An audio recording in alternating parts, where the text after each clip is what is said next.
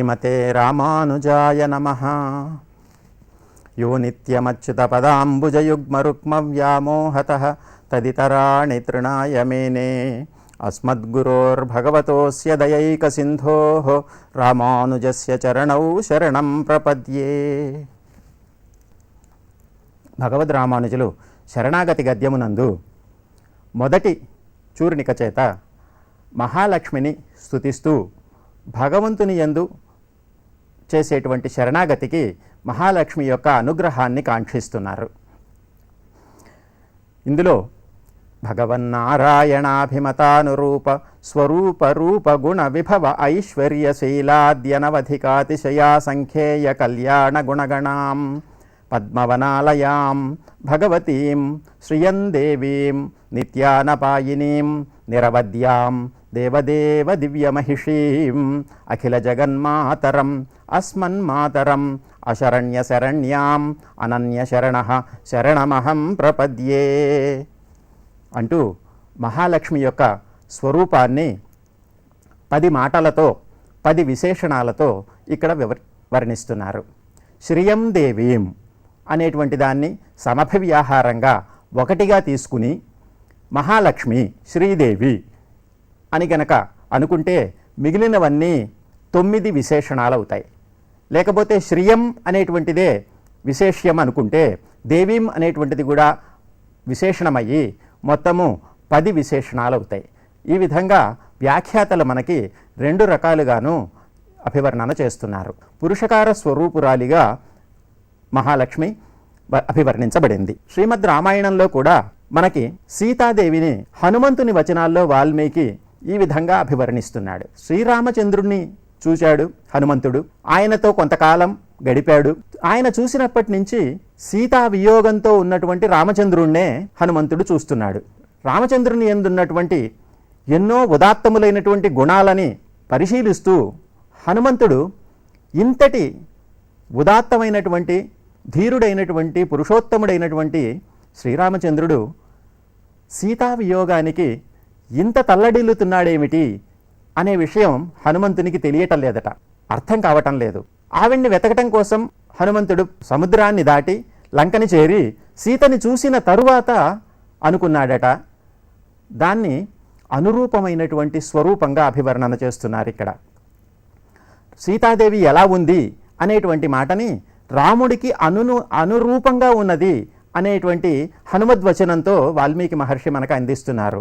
తుల్యశీల వయోవృత్తాం తుల్యాభిజన లక్షణాం రాఘవో అర్హతి వైదేహీం తంచ ఇయం అసితేక్షణ అని.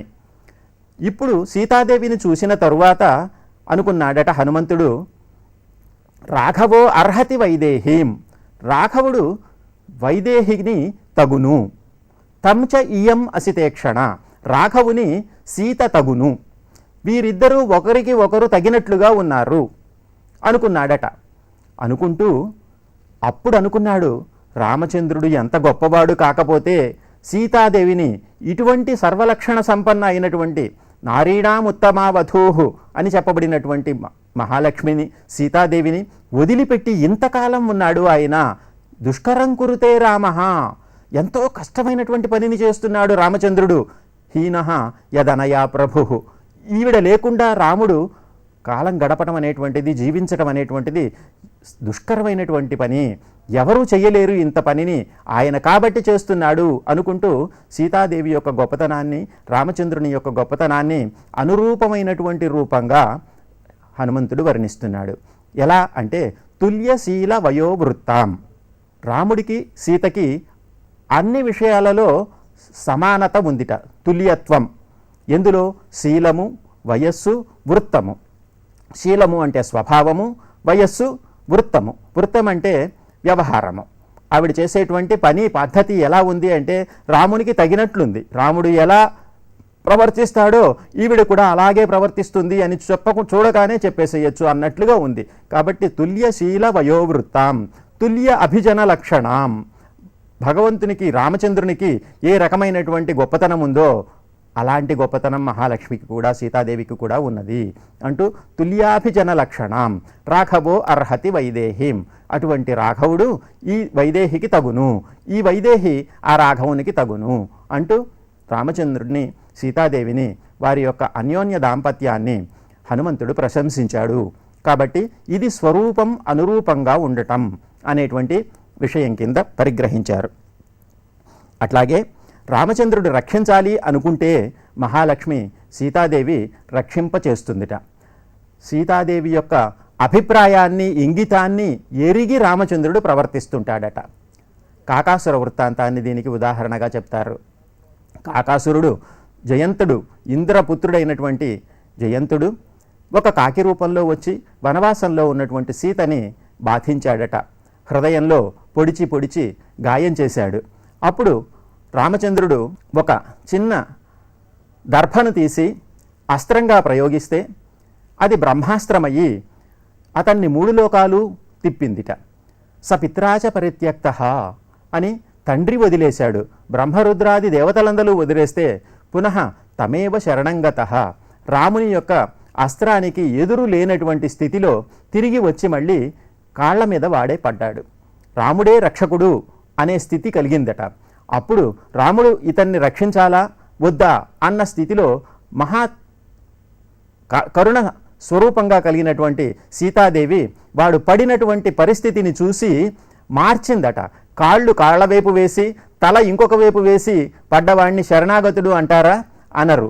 అందుకని 3 లోకాలు తిరిగి అలసిపోయి కాళ్ళ మీద పడినటువంటి వాణ్ణి ఎలా పడ్డా పర్వాలేదు అనుకుని ఆవిడ తిప్పిందిట, కాళ్ళ వైపు తలని తిప్పిందిట. రామచంద్రుని పాదముల వైపుకి కాకాసురుని యొక్క తలని తిప్పి పడుకోబెట్టిందిట. దాన్ని చూసి ఈవిడ ఇంగితాన్ని అభిప్రాయాన్ని గ్రహించినటువంటి రామచంద్రుడు ఆవిడ కోసం వాణ్ణి రక్షించి కేవలం ఒక కన్నుతో కాకాసురుణ్ణి శిక్షించాడట, దండించాడట. ఒక కన్ను పోయి కాకి లోకమంతా కూడా ఏకాక్షి అయిన పక్షిగా మిగిలిపోయింది. కాకాసురుడికి మాత్రం జయంతుడికి ప్రాణాలు మిగిలినాయి. ఈ విధంగా ఆర్ద్రాపరాధాలు చేసినటువంటి చేతనులను కూడా ఆశ్రయించినప్పుడు రక్షింపచేయటం అనేటువంటి స్వభావం మహాలక్ష్మికి శ్రీమన్నారాయణునికి అనురూపమైనటువంటి వృత్తిగా చెప్తారు. అలాగే రూపం, భగవంతునికి ఎటువంటి రూపం ఉన్నదో అటువంటి రూపం కలిగినటువంటిది. ఇక్కడ రూపం అంటే శరీరాకృతి విశేషాలు. భగవంతునికి ఎటువంటి రూపం ఉన్నది అంటే మనకి వేదం వర్ణిస్తుంది. భగవంతుని తత్వాన్ని మొట్టమొదటగా విగ్రహ వర్ణన చేసినటువంటిది ఉపనిషత్తు. ఆదిత్యాంతర్వర్తి అయినటువంటి పరమాత్మని మనకి కళ్ళకు కట్టినట్టు చూపించింది.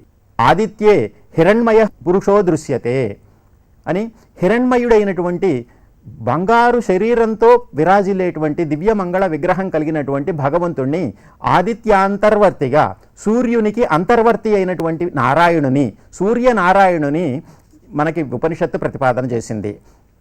ఎలా ప్రతిపాదన చేసింది అంటే హిరణ్య శ్మశ్రు హిరణ్యకేశ ఆప్రణఖాత్ సర్వయేవ సువర్ణ అని భగవంతుని యొక్క నఖశిఖ పర్యంతము మొత్తము సువర్ణమయము అంటూ బంగారు దేహము కలిగినటువంటి వాడిగా భగవంతుణ్ణి మనకి ఆదిత్య విద్య ప్రతిపాదించింది. దాన్నే మనము నిరంతరము అనుసంధానం చేసుకుంటాం. ధ్యేయ సదా సవితృమండల మధ్యవర్తి నారాయణ సరసిజాసన సన్నివిష్ట కేయూరవాన్ మకరకుండలవాన్ కిరీటి హారి హిరణ్మయ వపు ధృత శంఖచక్ర అని శంఖచక్రములను ధరించి హారాదులను కటక కేయూరాదులను కిరీటమును ధరించినటువంటి మహా విగ్రహ వర్ణన అక్కడ హిరణ్యమయమైనటువంటి ఆయన స్వరూపాన్ని మనకి ఉపనిషత్తు వర్ణిస్తుంటే ఆయనకి అనురూపమైనటువంటి రూపం కలిగిన దానిగా మహాలక్ష్మిని వర్ణిస్తోంది శ్రీ సూక్తం. హిరణ్యవర్ణాం హరిణీం సువర్ణరజతస్రజాం అంటూ మహాలక్ష్మి యొక్క దివ్యమంగళ విగ్రహాన్ని హిరణ్మయముగా వర్ణిస్తోంది. భగవంతునికి ఏ విధమైనటువంటి వపుస్సు రూపము ఉన్నదో అటువంటి రూపమే కలిగినటువంటిది మహాలక్ష్మి అంటూ ఆయన యొక్క రూపాలని వర్ణించింది. అలాగే గుణములని వర్ణిస్తుంది. గుణములంటే సౌందర్యాది గుణములు. భగవంతునికి ఉన్నటువంటి సౌందర్యం ఎటువంటిది అంటే దాన్ని ఇంకో రకంగా చెప్పలేము. చూడగానే సుందరుడైనటువంటి పురుషుడు, కన్ను సుందరం, కాలు సుందరం, చెయ్యి సుందరం, దేన్ని చూసినా సుందరమైనటువంటి పద్మంతో పోల్చేసేశారు. పద్మాక్షుడు, పద్మముల వంటి నేత్రములు కలిగినటువంటి వాడు భగవంతుడు. అట్లాగే పద్మపాదుడు, పద్మహస్తుడు, అట్లాగే సర్వత్ర అరవిందంతో పోల్చేశారు. కరారవిందేన పదారవిందం ముఖారవిందే వినివేశయంతం అంటూ వటస్య పత్రస్య పుటేశయానం బాలం ముకుందం. బాలకృష్ణుణ్ణి ఎటు చూసినా, చెయ్యి చూసినా, కాలు చూసినా, నోరు చూసినా, ఏది చూసినా అరవిందంతో పోల్చి అంతటి సుందరమైనటువంటి శరీరమంతా సుందరమయము. వాల్మీకి మహర్షి శ్రీరామచంద్రుణ్ణి అభివర్ణన చేస్తూ ఈయన అందంగా ఉన్నాడు అని ఎలా చెప్పాలి అంటే సమవిభక్తాంగ అన్నారు. ఇంతకు మించి ఆయన యొక్క సౌందర్యాన్ని వర్ణించలేకపోయారు. పుంసాం మోహన రూపాయ పుణ్యశ్లోకాయ, పురుషులకే మోహాన్ని కలిగించేటువంటి సౌందర్యం రామచంద్రుడిదిట. ఎంతో నిష్ఠతో జితేంద్రియులుగా తపస్సులు చేస్తున్నటువంటి మునులంతా అరణ్యకాండలో రామచంద్రుడు వనవాసంలో వెళ్ళిపోతూ ఉంటే తపస్సులన్నీ వదిలి ఆయన వెంటబడ్డారట. ఒకసారి ముట్టుకొనిస్తే చాలు, ఒకసారి కౌగలించుకొనిస్తే చాలు అని. పురుషులకే మోహాన్ని కలిగించేంతటి సౌందర్యాన్ని వాల్మీకి మహర్షి ఒక్క మాటలో అభివర్ణన చేశారు, సమవిభక్తాంగ అంటూ. ఆయన అవయవాలని గనక విభాగం చేస్తే అన్నీ సమంగా ఉంటాయట. ఇటువైపు ఎంత ఉంటుందో అటువైపు అంత ఉంటుంది, పైన ఎంత ఉంటుందో కిందకి అంత ఉంటుంది. అదేవిధంగా శరీర అవయవం అంతా ఆకృతి విశేషం సమంగా ఉండటం అనేటువంటిది సౌందర్యానికి ఒక లక్షణంగా వాల్మీకి మహర్షి మనకి రామచంద్రుని విషయంలో అనుగ్రహించారు. మహాలక్ష్మి కూడా అంతకంటే గొప్పది. శ్రీహి లక్ష్మి, మహాలక్ష్మి సౌందర్యమే మహాలక్ష్మి, శ్రీ స్వరూపం అన్నారు. ఈ విషయాన్ని శ్రియం దేవీం అన్నప్పుడు మనం వివరించుకోవచ్చు. కాబట్టి భగవంతుని యొక్క సౌందర్యాది గుణములతో సమానమైనటువంటి గుణములు కలిగినటువంటిది. భగవంతుని యొక్క విభవంతో సమానమైనటువంటి వైభవం కలిగినటువంటిది. భగవంతుని యొక్క విభవం అంటే ఆయనకున్నటువంటి రెండు విధములైన లోకాలు, ఒకటి నిత్య విభూతి, ఒకటి లీలా విభూతి. ఎందులో ఉన్నా కూడా ఈవిడికి కూడా సమమైనటువంటి వైభవం ఉన్నదిట. భగవంతుడు సర్వలోకేశ్వరుడైతే ఈవిడ ఈశానా జగతోస్య వెంకటపతే, ఈవిడ సర్వలోకములకు ఈశాని. అట్లాగే ఈశ్వరీం సర్వభూతానాం, సర్వలోకములకు సర్వ ప్రాణులకు ఈవిడ కూడా భగవంతుడు ఈశ్వరుడైనట్లుగా ఈవిడ కూడా ఈశ్వరి, సమమైనటువంటి అధికారం కలిగినటువంటిది అని అర్థం. భగవంతుడికి ఎంత అధికారం ఉన్నదో ఈ ఐశ్వర్యము మహాలక్ష్మికి కూడా సమమైనటువంటి అధికారం ఉన్నది. అంత సమాధికారం ఉండటం వల్లనే ప్రపన్నులని రక్షింపచేస్తుందట తన అధికారంతో మహాలక్ష్మి. మహాలక్ష్మి చెప్పినటువంటి పురుషకారానికి, చేసినటువంటి ఘటకత్వానికి భగవంతుడు కూడా దాన్ని నిరాకరించడిట. ఆ విధంగా ఆవిడ చెయ్యాలి అనుకున్నటువంటి దాన్ని నిరాకరించలేరు ఎవరు. అప్రతిహత చికీర్షిత అన్నారు దీన్నే.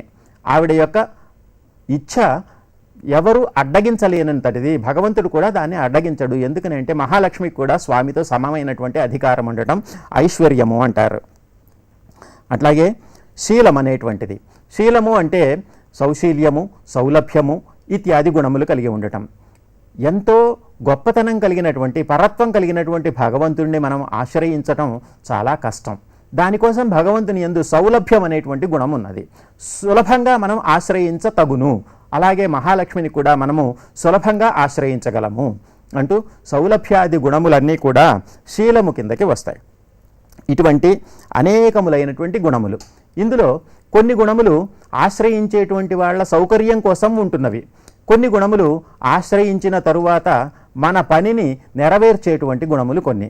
ఈ విధంగా ఆశ్రయణానికి సౌకర్య ఆపాదకములైనటువంటి గుణములని, ఆశ్రిత కార్యాపాదకములైనటువంటి గుణములు అని భగవంతుని యొక్క గుణములు, మహాలక్ష్మి యొక్క గుణములు విభజించబడ్డాయి. వీటిల్లో వాత్సల్యము, స్వామిత్వము, ప్రాప్తి, పూర్తి అనేటువంటివన్నీ కూడా భగవంతుని మనం ఆశ్రయించటానికి సులభములైనటువంటి ఉపాయములు. వీటి వలన భగవంతుని యందు సౌలభ్యం ఉన్నది కనుక మనం ఆశ్రయించగలం, భగవంతుని యందు వాత్సల్యం ఉన్నది కనుక మనం ఆశ్రయించగలం. కాబట్టి ఆశ్రయణానికి, ప్రపన్నుడైనటువంటి వాడు భగవంతుణ్ణి ఆశ్రయించటానికి కావలసినటువంటి గుణాలుగా ఈ సౌలభ్యము ఇత్యాది గుణములు చెప్పబడ్డాయి, వాత్సల్యము మొదలైనటువంటివి. తరువాత కార్య ఆపాదకములు, ఆశ్రయించినటువంటి వారి యొక్క పనిని నెరవేర్చే విధంగా భగవంతునికి ఉన్నటువంటి గుణములు జ్ఞానము, శక్తి, ప్రాప్తి, పూర్తి అనేటువంటివి. భగవంతునికి జ్ఞానమున్నది కనుక మనం అపేక్షించినటువంటి దాన్ని ఆయన అనుగ్రహించగలడు. భగవంతునికి శక్తి ఉన్నది కనుక మనం అపేక్షించిన దాన్ని ఆయన మనకి అనుగ్రహించగలడు. ప్రాప్తి, పూర్తి ఆయనకి ఈ సమస్త లోకము తనకు ఉన్నది కనుక మనకు అనుగ్రహించగలడు. అట్లాగే ఆయనకి లేనిది అంటూ లేదు కనుక మనకు అనుగ్రహించగలడు. మనం ఏది కోరితే దాన్ని ఇవ్వగలుగుతాడు. లేకపోతే భగవంతుని యందే కొన్ని గుణములే ఉండి కొంత సంపదే ఉంటే మనం అడిగినంత ఆయన ఇవ్వలేనివాడు అయిపోతాడట. దాన్నే కులశేఖరులు మనకి ముకుందమాల అనేటువంటి స్తోత్రంలో తెలియచేస్తున్నారు. ఆశ్రయించేటప్పుడు, అపేక్షించేటప్పుడు, ప్రార్థించేటప్పుడు అవతల వాడికి ఎంత ఉన్నది అని చూసి అడగాలి అని. భగవంతుడు సర్వదేవతలకు దాత. అటువంటి సర్వేశ్వరేశ్వరుడైనటువంటి శ్రీమన్నారాయణుణ్ణి ఆశ్రయించకుండా ఆయన నుంచి లభించి కొంత ప్రభుత్వం కలిగినటువంటి వారిని ఆశ్రయించి చెడిపోకండి అంటూ నాథేన పురుషోత్తమే త్రిజగతాం ఏకాధిపే చేతస సేవ్యై స్వస్య పదస్య దాతరి సూర్యే నారాయణే తిష్టతి యంకంచిత్ పురుషాథమం కతిపయ గ్రామేశం అల్పార్థదం సేవాయై మృగయామహే వరమహో మూకాహ వరాకావయం అంటూ మనం ఎంత పిచ్చివాళ్ళం అవుతున్నాము. అవతల ఇచ్చేవాడికి ఎంత ఉన్నది అని తెలియకుండా మనం ఇంత కావాలి అని అడగటం అనేటువంటిది. యంకంచిత్ పురుషాథమం, ఎవరో ఒకళ్ళు నేను ఒక పురుషుణ్ణి అని చెప్పుకుని తిరుగుతున్నటువంటి వాళ్ళని, కతిపయ గ్రామేశం ఏదో ఒక దేశానికి, ఏదో ఒక భాగానికి, ఏదో ఒక దిక్కుకి మాత్రమే అధిపతులుగా ఉన్నటువంటి వీరందరినీ మనం ప్రార్థన చేయటం అనేటువంటిది మన పిచ్చితనం కాక ఏమవుతుంది అంటూ దేవతలకే దానం చేయగలిగినటువంటి వాడు, అడిగితే తన పదాన్నే ఇవ్వగలిగినటువంటి వాడు, పరమపదం తద్ధామ పరమం పద యద్గత్వాన్ అనివర్తంతే తద్ధామ పరమం మమ అని చెప్పినటువంటి భగవంతుడు ఎంతవరకు వెళ్తే తిరిగి రావాల్సిన అవసరం లేదో, ఆ బ్రహ్మ భువనాల్లోకాహ పునరావర్తిన, బ్రహ్మలోక పర్యంతము ఎంతో శ్రమతో తపస్సుతో సాధించిన ఆ లోకాలన్నీ మళ్ళీ తిరిగి నశించేటువంటివే. కర్మానుభవం అయిపోతే బ్రహ్మలోకం వరకు వెళ్ళినా మళ్ళీ మానవ జన్మ మళ్ళీ తిరిగి రావాల్సిందే ఈ లోకానికి. కానీ దాన్ని దాటి వైకుంఠానికి గనక వెళ్ళగలిగితే ఎక్కడికి వెళ్తే తిరిగి రామో అది నా చోటు అంటూ స్వామి చెప్పినట్లు తన స్థానాన్నే ఇవ్వగలిగినటువంటి భగవంతుడిని వదిలిపెట్టి ఇతర దేవతలని మనం ఆశ్రయించడం అనేది మన అజ్ఞానానికి అది ప్రతీకగా కులశేఖర ఆళ్వార్లు మనకి ముకుందమాల యందు ఈ స్తోత్రాన్ని అనుగ్రహించారు. ఆశ్రిత సౌకర్యాపాదకములు, ఆశ్రిత కార్యాపాదకములు అనేటువంటి అనేక గుణములు అపేక్షితములు ప్రపన్నులకు కనుక వీటన్నిటినీ కళ్యాణ గుణములు అంటాం. ఇటువంటి అసంఖ్యేయములైనటువంటి కళ్యాణ గుణములు కలిగినటువంటి మహాలక్ష్మి. ఇంకను పద్మవనాలయాం, పద్మవనములయందు పద్మములయందు నిరంతరము నివసించేటువంటి మహాలక్ష్మి పద్మమునందే పుట్టింది, ఆ పద్మమునందే నివసిస్తుందిట. సతత సన్నిహిత ఉపవిష్టాం, ఎప్పుడూ పద్మముల యందు సన్నిహితురాలై ఉంటుందట. పద్మములు చాలా మెత్తగా ఉంటాయి. మెత్తగా ఉండేటువంటి పద్మాల్లో ఉండేటువంటి మహాలక్ష్మి వాటికంటే మెత్తగా ఉండేటువంటి నారాయణుని హృదయంలో చేరిందిట. అక్కడ నిరంతరము వసిస్తుందిట. అదేవిధంగా పద్మవనాలయ అయినటువంటి మహాలక్ష్మి సులభంగా లభిస్తుంది.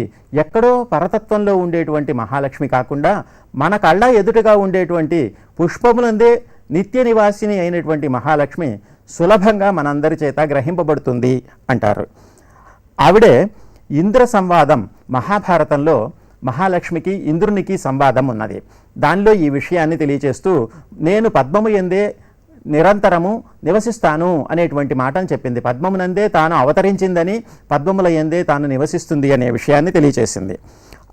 సాహం వై పంకజే జాత సూర్యరశ్మి ప్రబోధిత భూత్యర్థం సర్వభూతానాం పద్మాశ్రీ పద్మమాలిని అంటూ మహాలక్ష్మి తనను పద్మ అని, పద్మములు స్థానముగా కలిగినది అని తెలియచేస్తున్నటువంటి గుణాలన్నీ పద్మవనాలయాం భగవతీం, భగవంతుని గుణములు ఎటువంటివో అటువంటి గుణములన్నీ తాను కూడా కలిగినటువంటిది.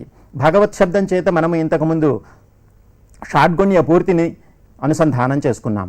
అటువంటి షాడ్గుణ్య పూర్తి మహాలక్ష్మి యందు కూడా ఉండటం వలన ఈవిని కూడా భగవతి అంటాము. ఇదే విధంగా ఉభయలింగత్వం అనేటువంటిది కూడా మహాలక్ష్మికి ఉన్నది. శ్రియం దేవీం, శ్రీ అని చెప్పబడేటువంటి దేవి. శ్రీ అంటేనే గౌరవం. ఎవరికైనా గౌరవ సూచకంగా శ్రీ అనే పదాన్ని ప్రయోగిస్తారు. శ్రీమంతులు, శ్రీయుతులు అని చెప్పకుండా ఎవరికైనా ఒకరి పేరుని ఉచ్చరించామంటే వారు చిన్నబుచ్చుకుంటారు. శ్రీయుతులు అని గనక ప్రయోగిస్తే వారికి గౌరవం లభించినట్లుగా భావిస్తారు. అంటే ఒక వ్యక్తికి గౌరవాన్ని ఇప్పించే పదమే శ్రీ. మహాలక్ష్మిని ఏమని పిలవాలి అంటే శ్రీ అనే పేరుతోనే పిలుస్తున్నారు. శ్రీరిత్యేవచ నామతే భగవతి. మహాలక్ష్మి నీకు పేరే శ్రీ, ఇంతకు మించి మేమేం చెప్పగలుగుతాము అంటారు యామునాచార్యులు. శ్రియ శ్రీశ్చ భవేదగ్ర్య. మహాలక్ష్మికే శ్రీ అయినటువంటి వాడు భగవంతుడు. ఆయన్ని శ్రీ అనాల్సి వచ్చింది. శ్రీకే శ్రీ అయినటువంటి వాడు అంటే శ్రీకి కూడా భగవంతుడు ఎలా చేరాడు అంటే వేరే పదం చెప్పలేకపోయారు శ్రీ పదం తప్పిస్తే. కశ్రీ శ్రియ పరమసత్వ సమాశ్రయ కహ అని స్తోత్రరత్నంలో యామునాచార్యులు భగవంతుణ్ణి శ్రీకే శ్రీ అయినటువంటి వాడు, మహాలక్ష్మే శ్రీ శబ్దవాచురాలైతే భగవంతుణ్ణి కూడా శ్రీ మత్పదంతో చెప్పకుండా శ్రీ పదంతో చెప్తున్నారు. అంటే అదే పదాన్ని తప్ప ఇంకొక పదాన్ని మహాలక్ష్మికి ఉపయోగించడానికి లేనంతటి గౌరవ సూచకమైనటువంటి పదం శ్రీపదం. ఆవిడ దేవి. మనకి ఉపనిషత్తు కూడా ఈ పదాలని కలిపి చెప్తున్నది. అందుకనే భగవద్ రామానుజులు స్తోత్రంలో శ్రియం దేవీం అన్నారు.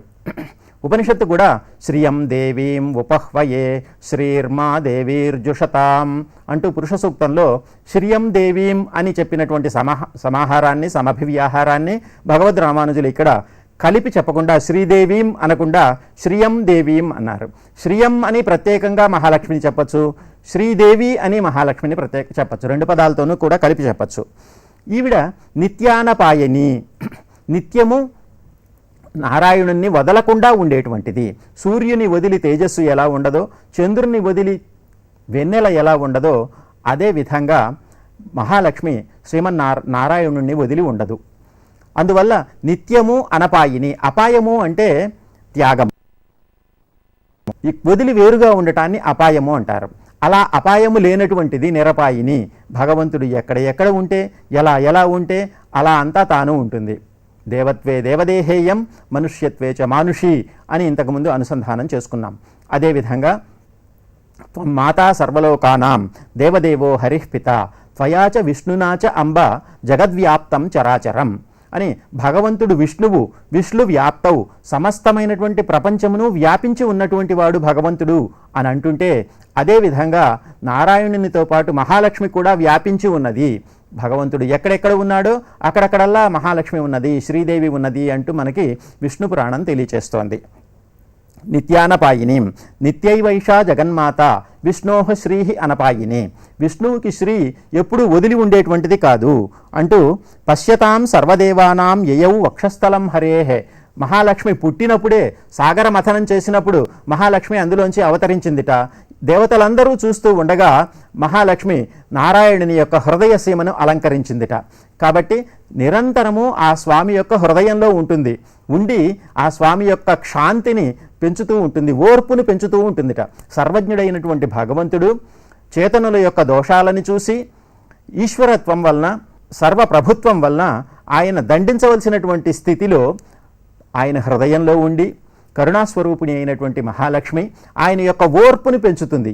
అపరాధాలు చేసినా కూడా ప్రపన్నుడైనటువంటి వాడు, భగవంతుని ఆశ్రయించిన వాడు చేసినటువంటి అపరాధాలని మరుగునపరచి వాడి యొక్క ఆకించన్యాన్ని, వాడి యొక్క అనన్యగతిత్వాన్ని భగవంతుని ముందు ఉంచి భగవంతుని యొక్క సర్వరక్షకత్వం అనేటువంటి ధర్మాన్ని, సర్వేశ్వరత్వం అనే ధర్మం కానీ సర్వజ్ఞత్వం అనే ధర్మం కానీ అడ్డగించకుండా ఉండేటట్లుగా మహాలక్ష్మి ఏర్పాటు చేస్తుందిట. దీనికే పురుషకారము అని పేరు, దీన్నే ఘటకకృత్యము అంటారు. దీనికోసము మనము భగవంతుణ్ణి ఆశ్రయించే కంటే ముందుగా మహాలక్ష్మిని ఆశ్రయించి ఆవిడ యొక్క అనుమతిని పొందితే ఆవిడ పురుషకారం మనకి లభించి పరమాత్మ యొక్క అనుగ్రహం మనం కలుగుతుంది, మనం చేసేటువంటి శరణాగతి సఫలమవుతుంది అనేటువంటి ఉద్దేశ్యంతో భగవద్ రామానుజులు ఈ స్తోత్రంలో మహాలక్ష్మిని ఈ గుణాలతో అభివర్ణన చేస్తున్నారు. నిరవధ్యాం, అవధ్య లేనటువంటిది, దేవదేవ దివ్య మహిషీం, దేవదేవుడైనటువంటి సర్వేశ్వరుడికి దేవతలు అనేక మంది ఉంటే వారందరికీ కూడా దేవుడైనటువంటి శ్రీమన్నారాయణుని యొక్క దివ్య మహిషి. మహిషి అంటేనే పట్టాభిషిక్తురాలు అని అర్థం. కృతాభిషేక మహిషి. అభిషేకం స్వామికి అమ్మవారితో కలిపి చేయబడిందిట. ఈ సర్వలోకాలకి పట్టాభిషేకం చేయబడింది. కాబట్టి భగవంతునికి ఎంత అధికారం ఉన్నదో సింహాసనంలో తనకున్నటువంటి అధికారంతో మహాలక్ష్మి దేవదేవుణ్ణి సంప్రార్థన చేస్తుంది, ఆశ్రితుడైనటువంటి వాని వైపు ప్రవర్తింపచేస్తుంది. అఖిల జగన్మాతరం, ఈ లోకాలన్నిటికీ ఆవిడ తల్లి. సమస్త లోకాలు భగవంతునికి శరీరభూతంగా ఉన్నాయి అని మనం చెప్తుంటే, ఈ లోకాలన్నీ సృష్టించినటువంటి వాడుగా భగవంతుడు తండ్రి అవుతూ ఉంటే మహాలక్ష్మి తల్లి అవుతోంది. దేవదేవో హరిః పిత, దేవదేవుడైనటువంటి భగవంతుడు హరి పిత ఈ లోకాలన్నిటికీ. త్వం మాతా సర్వలోకానాం, విష్ణు పురాణం మనకి వర్ణిస్తుంది. ఇంద్రుడు మహాలక్ష్మితో చెప్తున్నటువంటి మాట ఇది.